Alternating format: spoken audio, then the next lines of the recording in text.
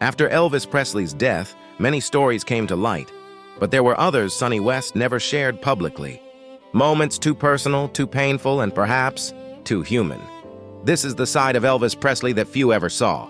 The king, alone in his castle, surrounded by gold records, but haunted by memories and ghosts that refuse to fade. Sonny once said, "If you really want to know Elvis, don't look at the stage. Look at the nights when the music stopped."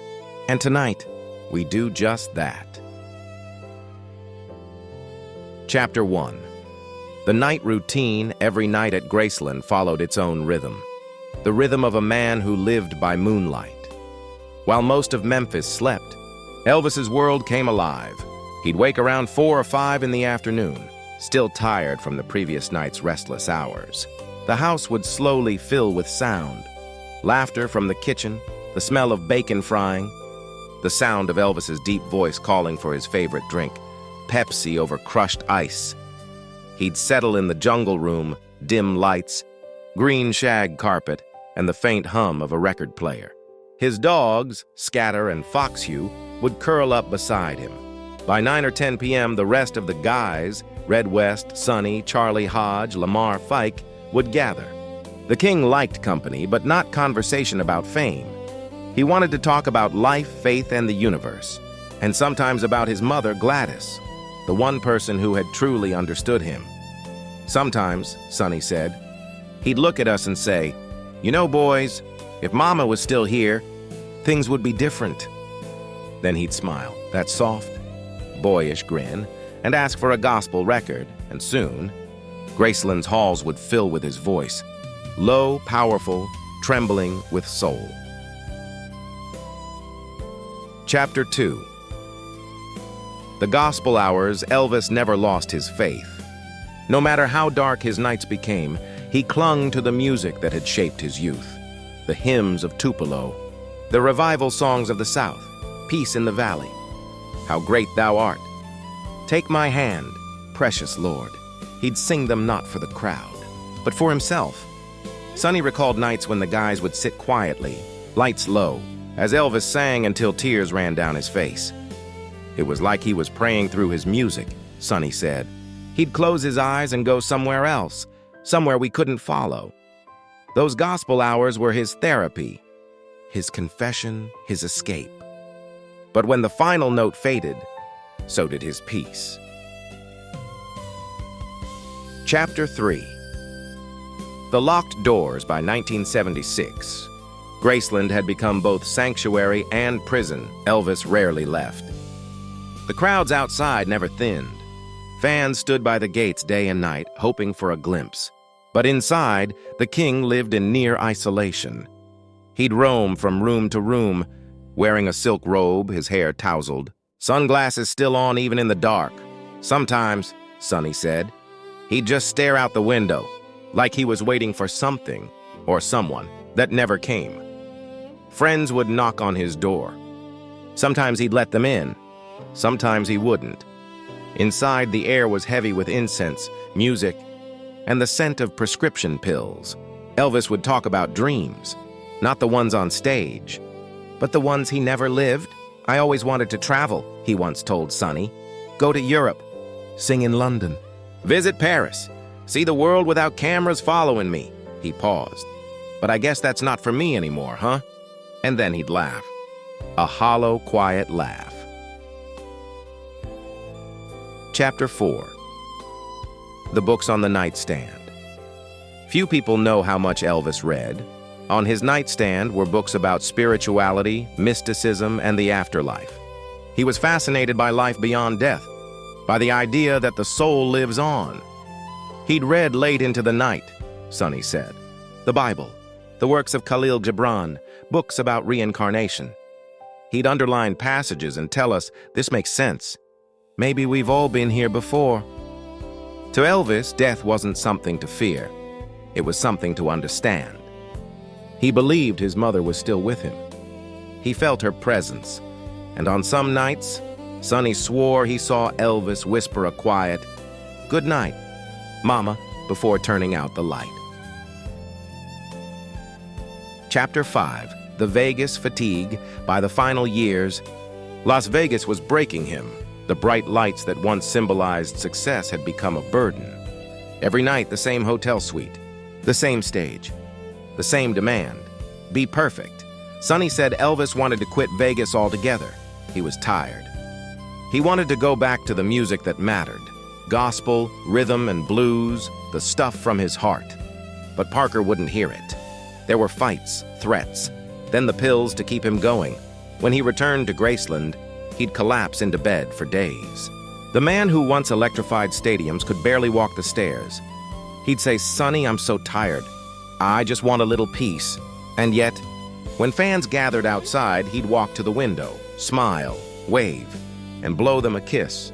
That was Elvis, giving love, even when he had none left for himself. Chapter 6. The final phone call Sonny remembered one night in August 1977, just days before the end. He got a call from Elvis. His voice was soft, distant. "Hey, Sonny," he said. "You still up?" They talked about small things, old times, movies they loved, people they missed. Then Elvis said something Sonny never forgot. "You know what, buddy? I think I'm finally ready to rest." Sonny thought he meant a vacation, but now he's not so sure. Chapter 7. The morning of August 16th. The morning was quiet. Too quiet. At 1:30 a.m., Elvis had gone to the bathroom with a book in hand, one about Jesus and the Shroud of Turin. By 2 p.m., the world would lose him forever. When Sonny arrived at Graceland later that day, the air was heavy, unreal. The king was gone. He said it felt like the world had stopped spinning. The mansion was filled with silence, except for the sound of weeping. And then, the sound of fans outside, thousands of them, crying, praying, singing "Love Me Tender." Elvis always said he'd die at home, Sonny whispered. And that's exactly what he did. Chapter 8. The secrets he took with him. In the years that followed, Sonny revealed a lot, but not everything. "There are things I'll never tell," he said once. Things that belong only to him. He hinted at letters Elvis wrote but never sent, tapes he recorded late at night, confessions whispered to the walls of Graceland. He said Elvis left behind more than music. He left behind mysteries. And maybe that's the way it's supposed to be. Chapter 9. The Legend and the Man. When people asked Sonny if Elvis knew he was a legend, he laughed. Elvis didn't think of himself that way, he said. He thought of himself as a simple country boy who got lucky. He'd still call fans sir and ma'am. He'd thank the stage crew personally. And every Christmas, he'd buy dozens of gifts for children in need. He had his demons, sure, Sonny said, but his heart? His heart was pure. Chapter 10. The final message before Sonny West passed away in 2017. He left one last reflection. Elvis didn't need a crown to be the king. He earned it through his soul, his generosity, and the way he made people feel. You can't fake that kind of magic. He paused. I miss him every day, but I know he's somewhere peaceful now. Maybe sitting by a river, guitar in hand, singing to his mama again. Chapter 11. The Spirit of Graceland. And if you walk through Graceland today, some say you can still feel him. The faint echo of a piano in the night. The warmth of laughter down the hall. A sense that somewhere, somehow, the king never really left. Because legends don't die. They just change form, from flesh and bone to memory and music. Chapter 12. For the fans who still believe to this day, letters still arrive at Graceland. Some written by people who weren't even alive when Elvis walked the earth. But they write to him anyway, because the music, the voice, the soul still speaks. Sonny used to say, as long as someone plays his records, Elvis lives. And that's the truth. The king may have left the building, but he never left our hearts. Closing message. Oh, tonight, if you listen closely, maybe through an old vinyl record, Maybe through the radio on a quiet drive, you'll hear him. Not just the singer, but the man. Not just the legend, but the heart behind it all. Elvis Presley was gone too soon, but never gone at all. If you made it this far, thank you for keeping his spirit alive. Share this story with someone who still believes in the power of music, memory, and love. Because somewhere, Elvis is smiling, knowing the world still remembers. For decades, the world has wondered what really happened behind the closed doors of Graceland. What truths did Elvis Presley's closest men, his so-called Memphis Mafia, take to their graves? And now, after years of silence, one man who stood beside the king through fame, love, and heartbreak has finally decided to speak. This is the untold story from Elvis Presley's own bodyguard, a man who saw it all, and who now says the rumors were true. He says Elvis wasn't just the king of rock and roll, he was also a prisoner of his own success. And the real story? It's far more shocking than anyone ever imagined. His name was Sonny West. For years, Sonny was more than a guard, he was family. He was part of the inner circle that protected, partied with, and lived alongside Elvis from the mid-1960s through the final years. Sonny was there when Elvis laughed, when he cried, when he couldn't sleep through the night, haunted by fame and loneliness. For decades, Sonny refused to tell his story. He didn't want to betray his friend. But after watching rumors twist Elvis's legacy, he said he couldn't stay silent anymore. People think Elvis was always happy, always on top, Sonny said once. But the truth is he was lonely. He was under pressure from every direction. And yes, the stories about the pills, the isolation, the heartbreak, they were all true. According to Sonny, the rumors the fans whispered in those final years about Elvis's health, his dependence on medication, and his struggle with fame weren't exaggerated. They were real. He said Elvis tried to hide it, behind that charming smile, that quick laugh. But when the shows ended and the crowd was gone, the king was just a man, exhausted, aching, and desperate for peace. Elvis's mansion in Memphis wasn't always the dream home fans imagined. Sonny described nights when Graceland turned into a fortress. Doors locked, curtains drawn, guards watching every car that passed. He didn't want to go out anymore, Sonny recalled. He'd stay up till sunrise talking about life, God, his mama. He was afraid of being forgotten, even when the whole world still worshipped him. There were rooms filled with laughter, and others filled with silence. Sometimes Elvis would pick up his guitar and sing gospel songs until dawn, tears streaming down his face. Other nights he'd sit at the piano, silent for hours. And on those nights, Sonny said, you could feel the weight of the world pressing on him. No story about Elvis is complete without Colonel Tom Parker, his controversial manager. The man who built his empire and, some say, broke his spirit. Sonny didn't mince words. The Colonel controlled everything, he said. The tours, the money, even who could see Elvis. If you crossed him, you were gone. Behind closed doors, there were heated arguments. Elvis wanting to take a break, to make meaningful movies, to tour overseas. But Parker always said no.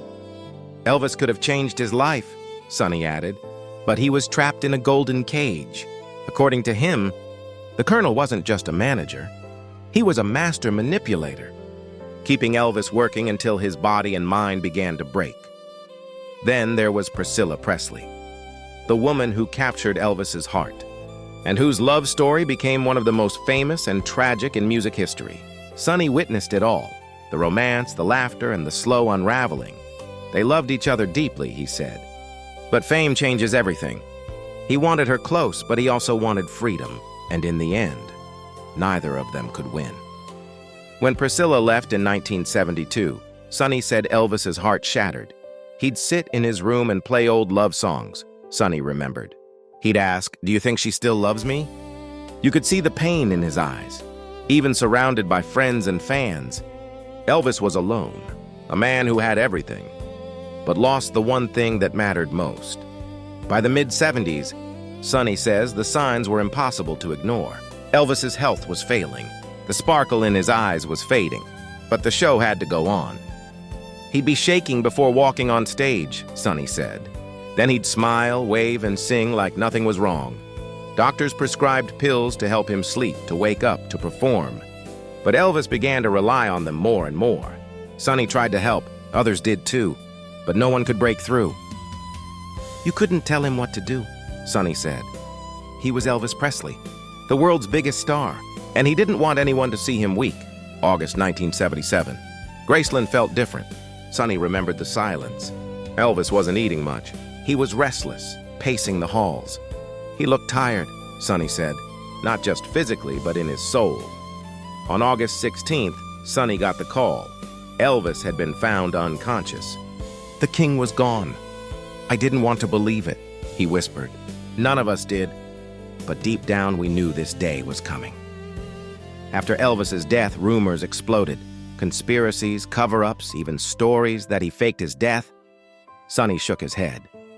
"I wish that were true," he said. "I wish he'd found a way to disappear and live in peace." But the truth is, Elvis died a prisoner of fame. He also revealed that Elvis had been planning big changes before he died.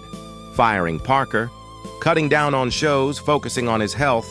He wanted a second chance, Sonny said. He just ran out of time. Years later, Sonny looked back on his time with Elvis not as a tragedy, but as a lesson. "He was a good man," he said softly. "Generous, kind, misunderstood. The world saw a superstar. I saw a human being trying to survive the storm." He described moments no one ever saw. Elvis buying toys for sick children, paying strangers' bills, inviting fans inside just to talk. "He had a heart as big as his voice," Sonny said. And so, the question remains, what were the rumors we all suspected that Sonny finally confirmed? That Elvis was lonely, that he was tired of fame, that he struggled with addiction and control, that behind the glitz and glamour the king lived in pain, but above all, that he never stopped caring for his fans. He read the letters, Sonny said, every night. He loved those people. They kept him going. Sonny West passed away in 2017, but before he died, he left one final message about Elvis. Don't remember him for how he died. Remember him for how he made you feel. Remember the man who gave everything, until he had nothing left to give. And that is the truth from the man who was there through it all. Elvis Presley, a legend, yes, but also a man who loved deeply, hurt deeply, and lived in a way no one ever will again.